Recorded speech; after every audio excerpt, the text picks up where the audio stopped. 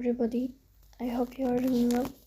Today we'll talk about how to fix or how to solve the problem of permissions on Google Meet.